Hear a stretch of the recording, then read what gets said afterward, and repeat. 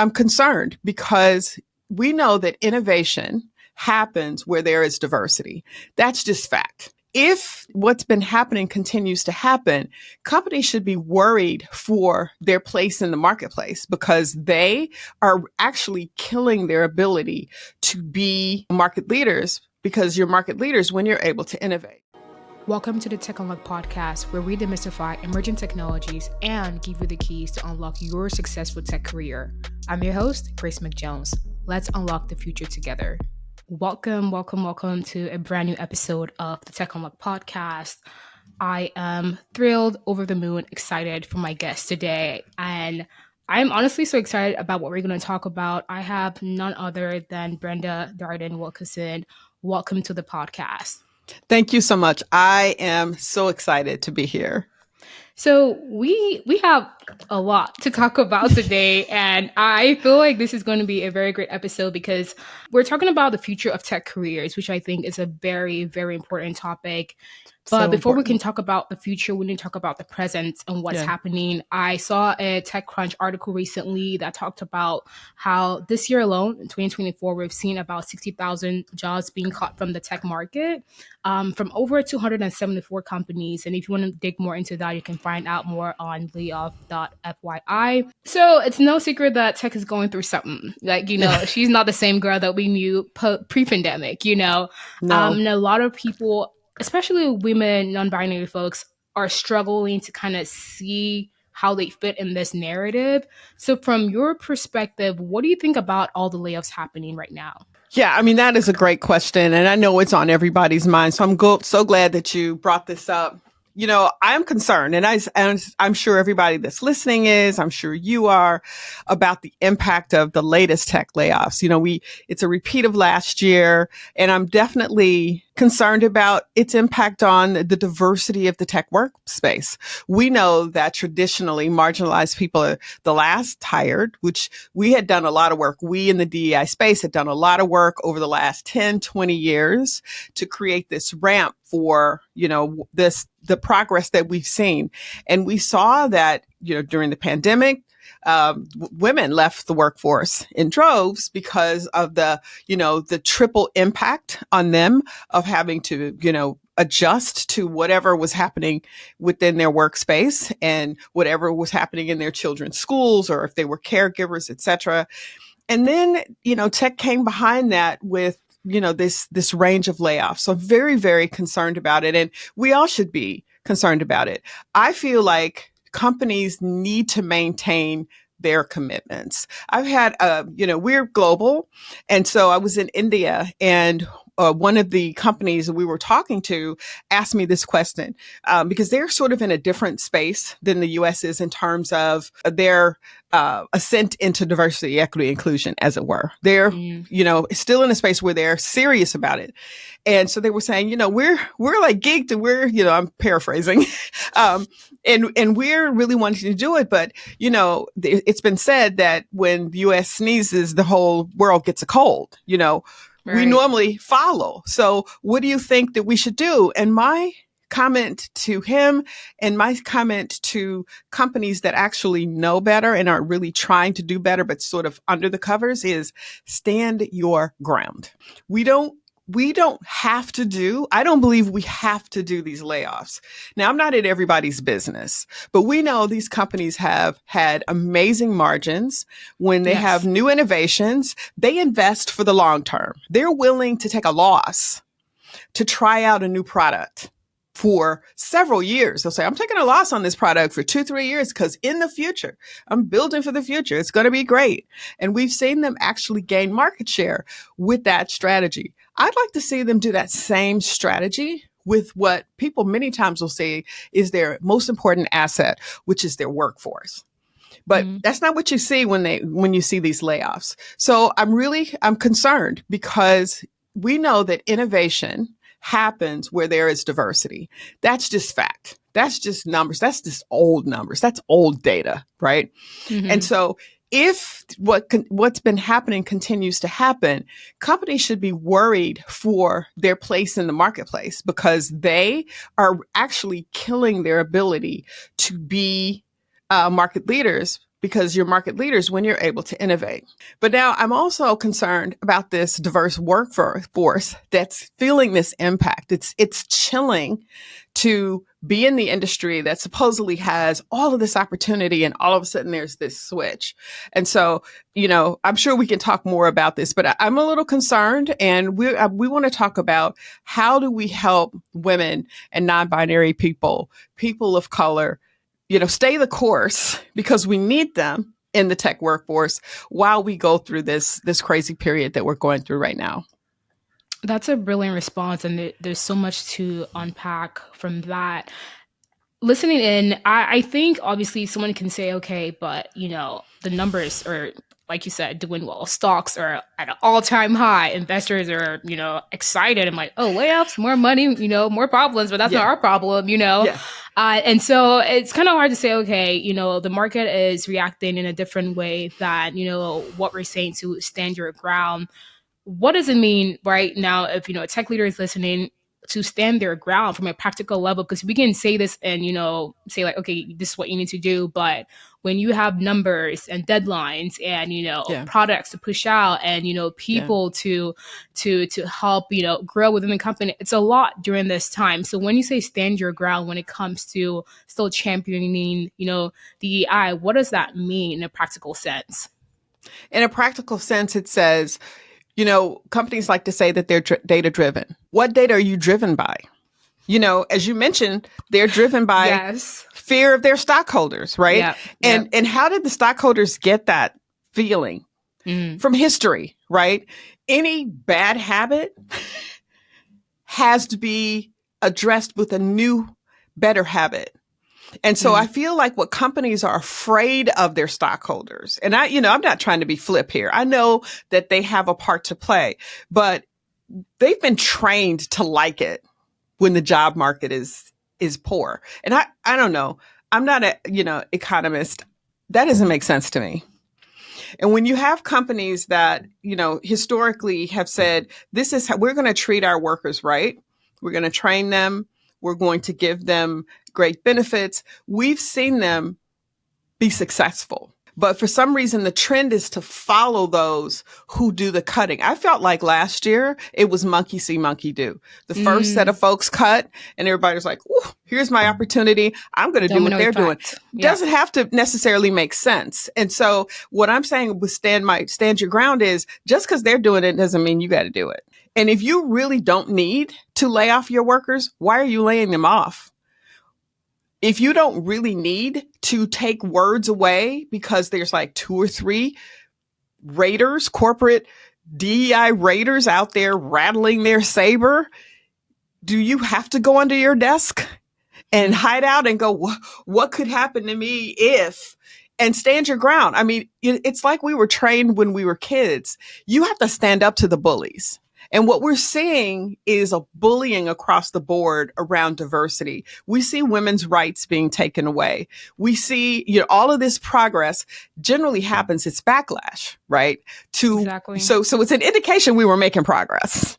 100%. And so when you understand that, then you have to say, yeah, okay, it was the progress. I'm not going to give in to this scare tactic. And that's what I'm asking. Tech leaders have a lot of power. They could really say, I don't care what y'all are doing. I'm going to do this. And others would follow them in that direction. So the question is, are they following, or are they secretly now acting out what they kind of wanted to do anyway? Kind of controversy. Let's be honest here. A lot of people, after 2020, you see that same behavior. I'm glad that you brought that up. After everything that happened in 2020 with the protests, a lot of commitment, a lot of like solidarity, we're with you, because it was kind of like the cool thing to do. And so people are like, oh, I don't want to get left behind. Let me post that black square, or let me put this person of color on our page. And it's like, okay, look at us. And so there's this kind of like behavior of like just copying each other, but it's like one person does it and it's like, okay, now they set the tone for the market.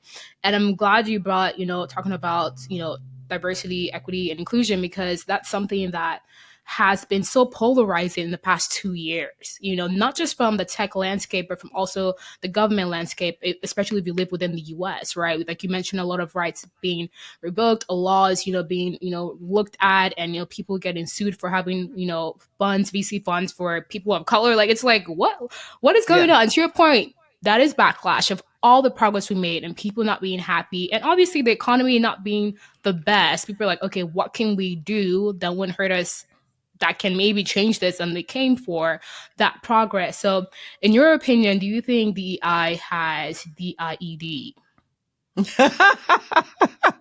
I'm sorry, I had to do it. I love it. I had to do it. I love it.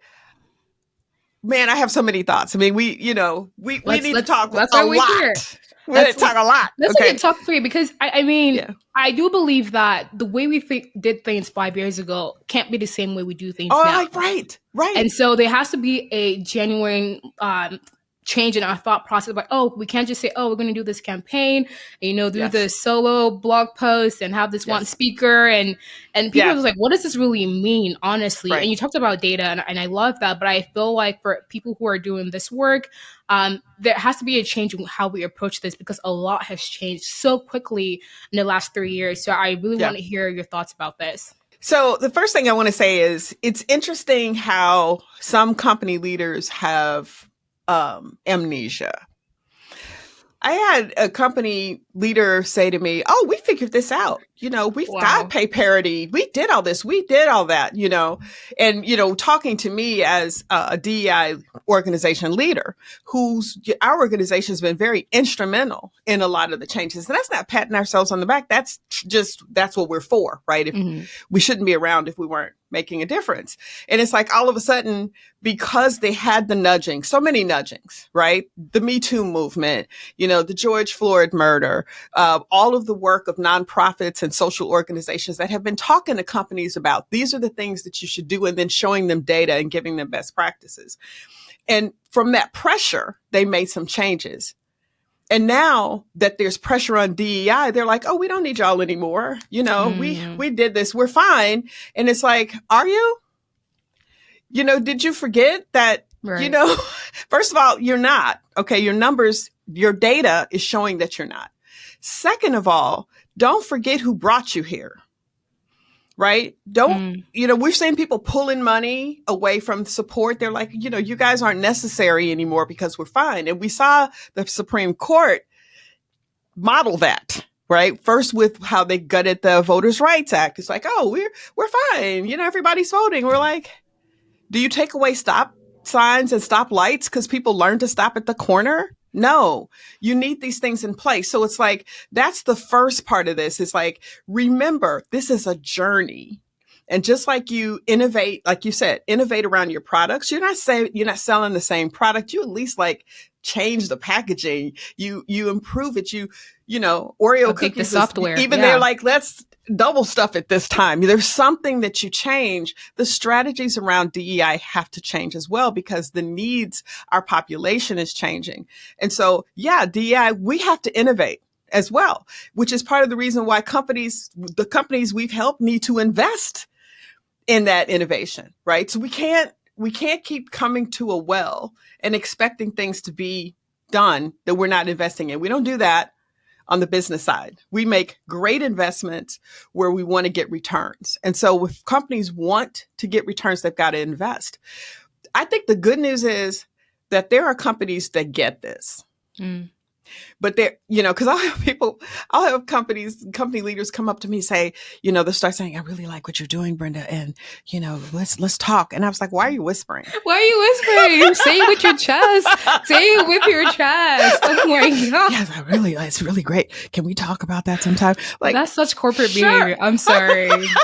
I'm so sorry. Wow. I'm like, why are we whispering, out and loud and proud? This is the right thing to do because it impacts your bottom line.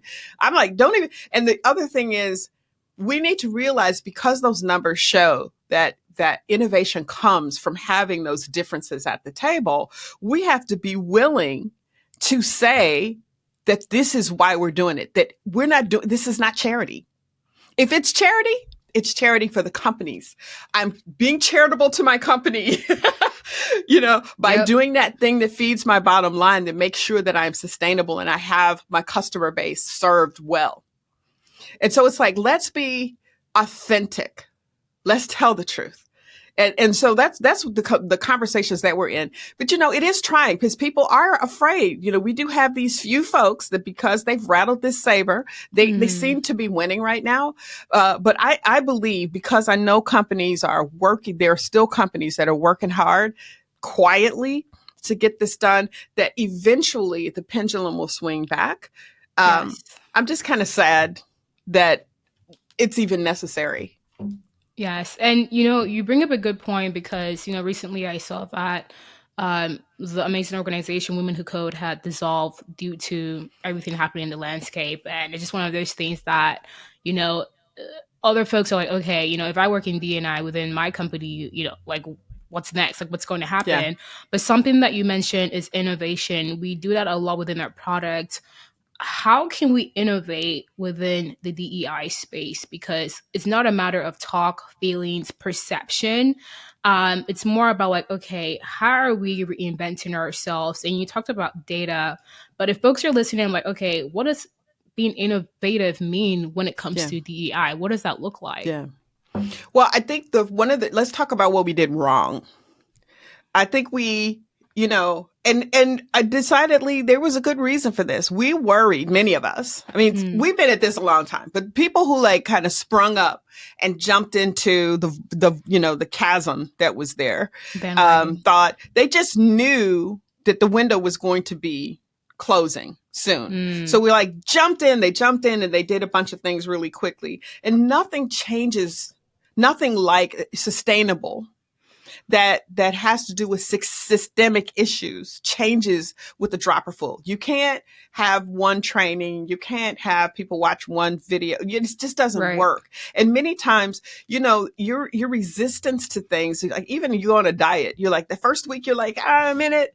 And by the second week, you're like, I don't know. And then the third week you're mad, right? But if you push past that 21 days, you've got a better opportunity to stick with it. You can't do one thing and not expect people to bristle because you've touched on a space where they might lack. And the thing about tech people, we think we're really smart. We think we know. We've been patted on the back as being the titans. We know everything. And all of a sudden, here's this thing we don't really know well, which is okay, right? It's an opportunity. But the first thing is to bristle. And so that's why that sustained assault is necessary to change anything, right? So we ran in there with this one size fits all thing because we were going to like pepper the world with it. I think one of the things we have to understand is, it's just like, I give this example all the time. I got 4 kids. None of them are alike. And if I said, well, there's one way, I'm going to scale this one way of mothering, people would think I was crazy. They know I have to address each one's needs differently. Why do we think that there's a one size fits all to this thing? I think we need to step back and do a better job of going in and diagnosing and learning and helping the companies even recognize, here are some issues that you have. And we get that by talking to them, and then customize a conversation with them. Now, that means that they've got to be willing. And that's the tension, right? Because they wanted that dropper full. They wanted that pharmaceutical pill. And we took the bait. We took the bait, though. And that's where we've got to step back as the folks who we're the experts with this, and say, no, that's not how you're going to win, and really give them some real truths. I love that. I think, like you mentioned, taking a step back to realize, first of all, what, was what we did wrong, but also knowing that this takes time. And you were so right on, folks seeing what happened, during, the pandemic, and like, oh, let's jump on it now. Like, now's the time, without a long-term strategy in plan of like, okay, how do we sustain this past this 2 years, past this 3 years? Because I felt like a lot of people thought the COVID era would last longer, and not just from a DI perspective, but even from a business perspective of like over hiring and buying. It's like everyone just thought. We thought we were all gonna die low key, but we made it. Thankfully for those who made it. But now it's like, okay, now that we're kind of revisiting, okay, what does this look like in a AI driven age, in a sense where, the economy is telling us a different story? How can we make sure that we are set for sustainability when it comes to the AI? And that brings us to, like you said, having real conversations with these companies, because, there are companies who are spend a pretty penny when it comes to making this work, and one of those examples is obviously the Grace Hopper Conference, right? Where we have sponsors from all over, not just, America, but other places. And folks are trying, obviously, to keep that conversation going. So I want to bring that into discussion. But first, let's talk about GHC 2023. You're smiling. You already know the question. I know it's coming. You already know the question. Grace Hopper 2023 had arguably a lot of press, for different reasons. And so I want to get your perspective of what went wrong and how folks can look forward to this year's conference, and what has been improved and what folks can look forward to during this conference. Yeah. So first of all, I want to say thank you for that question. I knew it was coming. And it's an important question. It's an important question. And of course, it is our banner conference. And we call it a celebration because it is. And anyone that's been there knows that it's life-changing because it dispels so many myths. They're like, oh, we couldn't find any women. And all of a sudden you're sitting there and there's 25,000 of us. I was like, where are you looking? Right. And so all of a sudden, and it's so funny, the impact on the male attendees is amazing, right? Because they're not used to being in the minority, right? So when we're in the minority, they're like, oh, honey, yeah, okay, you're fine. And all of a sudden they're like, wait, whoa, nobody's asking me what I think? And you're discussing business in the elevator? I've never seen this before. This feels different. Yeah, that's right, Holmes. It's different. And this is what we've been going through. So it's a great space, and we've had the ability to create this cocoon where women can come and get that experience. They step away. And every year we have tried to make it safer and safer and safer. And one of the things that we did even last year, given that it was in Florida and all the stuff that's happening politically in Florida, we were trying to be prepared. And so one of the things that happens, I don't know if people know this, but when you're in a big conference space like that, it's a public space. And so while you have lanyards that get you into various rooms, the public can walk through. That's just how it works. And so what we did, this was the first time ever, we got them to lock the doors because we were trying to protect our people from stuff that we thought could walk in. The funny thing is the stuff bought tickets. The stuff was us being the tech community. We were locking out the bad guys, and the bad guys bought tickets, right? And so, and what happened, and what I saw, and I don't know if people, because I'm looking at this from, wow, this really tells a story of what's going on at the universities. This tells a story of what's going on in the companies, because I don't think they invented that behavior for the Grace Hopper celebration. Okay. It's never been done. So, right. And so, but they just never came. And so I want to say last year there was 1.25 GHCs. There weren't two, there were 1.25, depending upon where you were. So if you went to main stage events, if you went to the over 400 breakout sessions, it was great. It was peaceful. It was Grace Hopper celebration. It was the expo hall, because we had put it out there that 50% of the people who applied for jobs in GHC 22 got them. We had put that out there.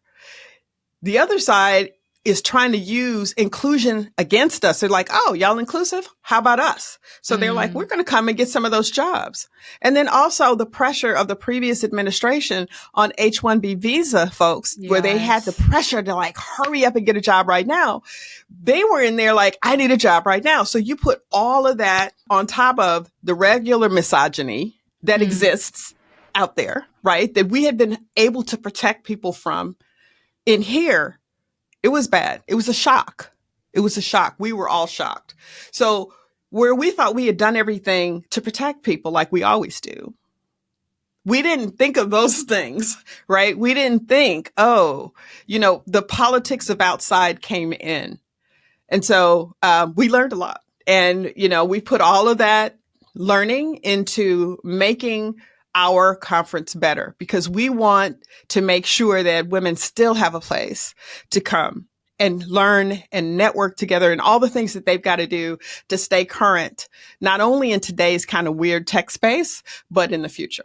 That's incredible. Thank you so much for being transparent, like 100%. I didn't expect you to go there, but you went there, and I appreciate that.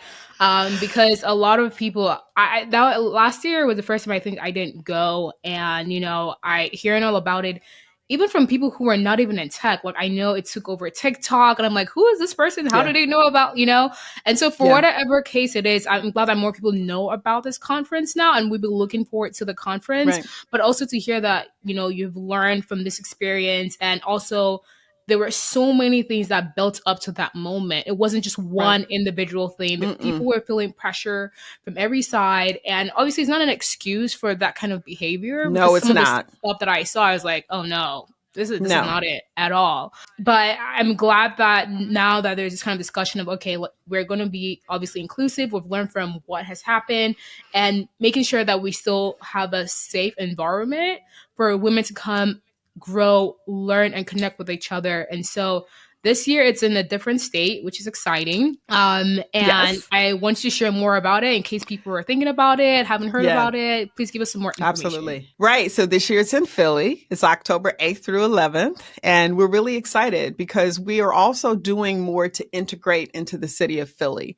because it actually is like right in the downtown area. We can give people access to more of the experiences of Philly. Philly has a thriving tech scene. And so we want to expose people to it. Philly has a thriving founder space. And one of our, the vision that we have is to really support women and non-binary founders. And so it's going to have a little bit of flavor, different flavor. We won't just be in the expo hall. We'll be throughout the space. And, people will be able to kind of differentiate where they want to go. We also are introducing our first ever executive level conference within a conference. Okay, so we're going to have a focus for executive level people to get together, hear from each other.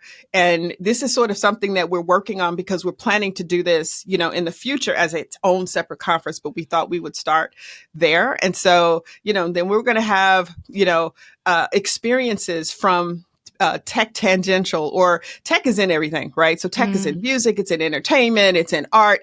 And so we're going to have that sort of overlay and in government. We're going to have a great government exposure there, because one of the things we want to do and we have to do for women is to make sure that they understand all the places where they can be successful. And not just, those of us who went the traditional pathway, right? I'm a computer scientist, but we need people who are like, hey, I'm a marketer, in sales, I want to be in tech. And we're like, yeah, we want you.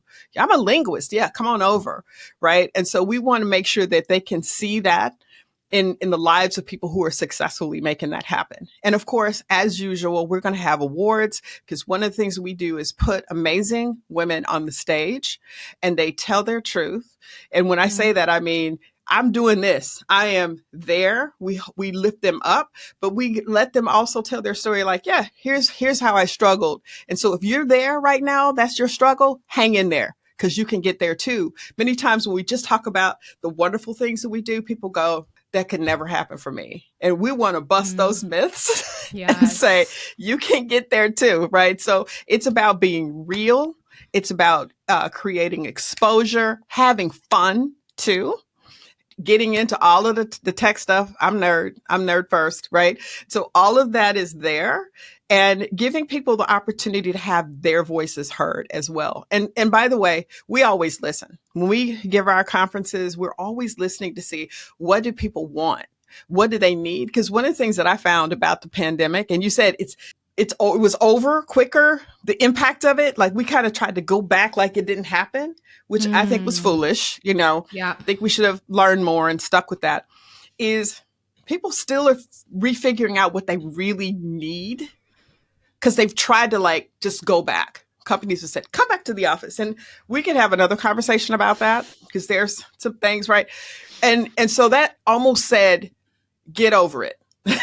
It's over. Yeah. Instead of, wait, we went through this monumental thing. We're different now. How do we evolve? Hmm. right? And so we're all about that conversation as well. Oh my gosh. We need more time because you just said so much and I'm like, where do I even start? Like even okay, yeah, you definitely need to come back because we have a lot to Oh, talk about, especially come like remote work and how it's yeah, changed for people of color and just yeah, the need for looking at work differently, like the future of work. Now that we've gone through this experience, we can't just ignore the impact that it had on the right, lifestyle of tech workers, right, both positive and negative, but that's a whole different discussion. But right. I'm so Part glad two. that yes, part two. I am so glad that you shared all the exciting things happening in Grace Hopper Conference this year, celebration this year, because two things. One, it shows that what we just talked about earlier about reinventing and being innovative, right? Yes, Moving to a new city is a lot. yes. There are a lot of unknowns. Like it's the risk of being innovative. Like, okay, no, Right, we learned from last time. We've right, been doing something for the same way for a long right. time. I've gone to the conference in Florida. I've gone in Houston, and so now I'm like, oh, this is exciting. A new city, Yes, a new opportunity for those people in yeah, those cities who maybe couldn't have traveled, to both yeah. locations. And so it's like you saying this is like you taking the advice of like, okay, we need to be innovative. We can't just say it. We have to do it. No, And this shift is such a testament to how serious you are taking this, new wave of being innovative when it comes to DEI. So I applaud you and your team for making that thank you. possible. And number two, I think executive presence. Oh my gosh. I feel I had a conversation with someone who's rather really senior, and we just talked about the cliff, right? Especially as a woman of color, once you reach a certain Right, level, right? You're like, okay, I've done the things, I've gotten the award, but then it's like there's this level of either being stuck or feeling like I need to get out because there's just like it's not just like literally there's nothing else. I don't see anything changing. I don't see things moving forward in the way that I wish my career wanted to. So I think creating that level, and I know it yeah, existed in past conferences where there's lunch and award, right, but it's more meet and greet and hi, how are you? Kind right, of vibes, but it's not really maybe as intentional. Like no, like we want you to stay within tech, and we know right, it's going to take a lot of support than just inviting you to right, a free lunch and mingling right. and all that fun Exactly. stuff. Exactly. It's like, let's roll up our sleeves. Let's Let's talk to each other. Let's really talk about best practices and what people need to do. And let's bust the myth that there's the one, it's like, and I applaud the Barbie people, but when I grew up with Barbie, she looked the same. Right. And so there was, yes, it's like we have to start, that's especially for women and women in leadership. We need to show, and I try to do that with my team. This is what a woman in leadership looks like. I'm not mm, trying to look like anybody else. I'm not trying to wear my hair like anybody else. I'm not trying to dress like I like that with Arlen Hamilton. She's like, I wear a purple hoodie. That's what I do, right? yeah, I'm not trying to do what other people do. Whatever you want to do is you, but we have to show that women's leadership is different. And so it's not comparing ourselves to the guys. And when I was coming up, we were made to be little men. We had the puffy sleeves and the little tie and the Brooks Brothers suit and the little pumps, and we spent all our money on that crap too, wow, right? And that's show number 3. okay. So I'm it's taking time for notes. I'm glad people are hearing this. it's time for us to like go, wait, we bring something really unique to the table. And one of the things that I always share with women, especially women leaders, you're what's missing. Don't Mm, go in there trying to formulate ideas that sound like theirs. We already got their ideas. yeah. What are your ideas? I don't care how wacky it sounds to them. That's the innovative edge. That's how we push forward. And so we in the DI space, this is a weird time right now, but please hang in there. Hang in Hang there in because there. they need us. We need us. And women, Yeah. we need you. We need you at all levels, but we especially need you in leadership. I know there's a quote that says you can't really be what you don't see, and I think that's 100%. A lot of people are, trying to. I don't want to put it this way, but like they're trying to become, more than just what is around them. But it gets tough where you feel like, okay, is it even Right. worth it? Yeah. Like I've been in this Yeah. company X amount of years, and I haven't been under a leadership where someone looks like me or someone respects Yeah. who I am as an individual.